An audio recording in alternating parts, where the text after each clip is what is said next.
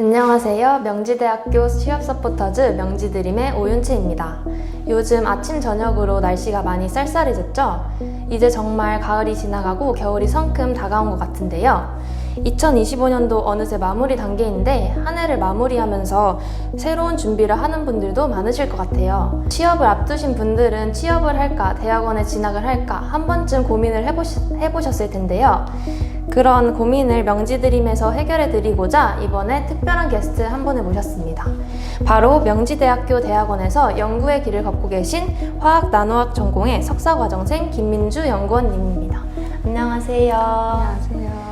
네, 먼저 간단한 자기소개 한번 부탁드릴게요. 네, 안녕하세요. 저는 나노에너지 연구실에서 수전해를 위한 광전기 화학 촉매를 연구하고 있는 화학 나노학 전공 석사 2학기 김민주라고 합니다. 오, 광전기 화학 촉매라니 굉장히 멋진 연구를 하고 계신 것 같아요. 그럼 나노에너지 연구실을 한 줄로 소개해 주신다면 어떨까요? 나노에너지 연구실은 나노 기술로 그린 수소와 차세대 배터리의 미래를 만들어가는 곳이라고 할 수 있을 것 같아요. 오, 그린 수소와 배터리라니 굉장히 멋있는 것 같아요. 요즘은 소재, 에너지, 바이오처럼 융합 기술처럼 나노나 화학이 결합된 첨단 연구가 주목받고 있잖아요. 그럼 연구실에서 어떤 분야의 연구를 주로 하고 계신가요? 저희 연구실 같은 경우에는 에너지, 친환경 에너지 전환 기술을 많이 연구를 하고 있어요. 그래서 예시로는 수전해, 즉 물 전기 분해를 위한 촉매 또는 수전해를 위한 광전기 화학 촉매를 이용해서 그린 수소를 생산하고요. 또 리튬이온 배터리의 성능을 높일 수 있는 양극재 소재도 함께 연구를 진행하고 있습니다. 그래서 이렇게 수소 생산부터 에너지 저장 기술까지 미래 에너지의 전반적인 내용을 다루고 있습니다. 와, 듣기만 해도 우리나라 산업의 핵심 기술을 다루고 계신 것 같은데요. 그럼 최근에 진행 중인 연구 중에서 특별히 소개해주고 싶은 주제가 있으신가요? 아니면 논문이나 프로젝트, 좀 기억에 남는 실험 같은 것도 좋습니다.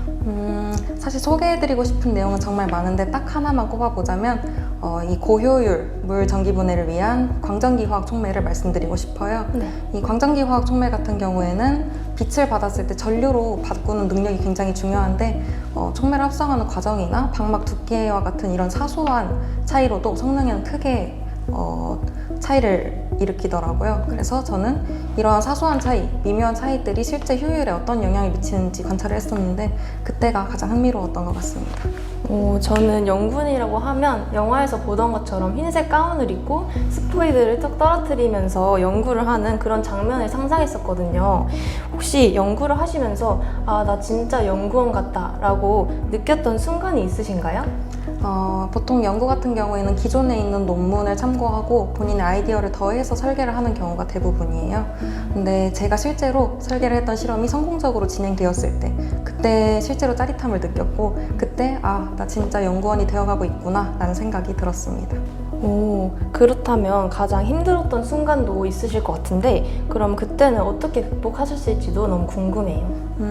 가장 힘들었던 점은 지금 딱 떠오르는 거는 제가 이렇게 몇 개월 동안 연구하는데 시간을 들이고 노력을 들였던 프로젝트가 있었어요. 근데 이게 성과가 좋지 않아서 제 예상과는 달랐기 때문에 처음부터 다시 설계를 진행해야 했던 적이 있어요. 근데 그때는 정말 힘들고 지금 생각해도 아찔했던 경험이긴 한데 다시 차근차근 차분히 다시 설계를 하다 보니까 그래도 잘 마칠 수 있었던 것 같습니다. 아, 대학원은 역시 아무나 가는 곳이 아닌 것 같아요. 그럼 학부생 때랑 비교했을 때 대학원 생활에서 다른 점이 있으실까요? 아무래도 학부 때는 주어진 거를 흡수하고 배우는 시간이었다면 대학원에서는 직접 내가 실험을 만들어 나간다, 연구를 만들어 나간다는 점이 가장 큰 차이점인 것 같습니다. 그래서 실제로 실험이 잘 안 될 때도 있긴 하지만 그 과정 속에서 많이 배우고 스스로 생각하는 능력을 많이 기를 수 있었던 것 같아요. 저도 요즘에 대학원에 가볼까 이런 생각이 조금씩 들기는 하거든요. 근데 솔직히 망설여지는 게 대부분이긴 한데 대학원 진학이 커리어에 도움이 될지 아니면 2년 동안 시간을 그냥 보내버리는 건 아닐지라는 고민이 많아서 연구실에 새로 들어오는 학부생이나 대학원생이 있다면 어떤 경험이나 성장을 할 수 있을까요? 실제로 저 같은 경우에도 학부연구생 과정을 거친 다음에 대학원생이 된 케이스예요. 네. 실제로 연구실에서 다양한 장비들이 있는데 이걸 직접 사용해보면서 연구의 전반적인 과정을 참여를 할 수 있고요.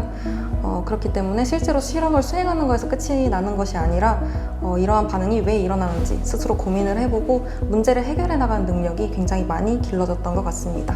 그래서 굉장히 도전적인 상황들이 많이 나타나지만 그래도 생각보다 그만큼 빨리 배울 수 있는 곳이다 라고 생각을 해주시면 될 것 같아요.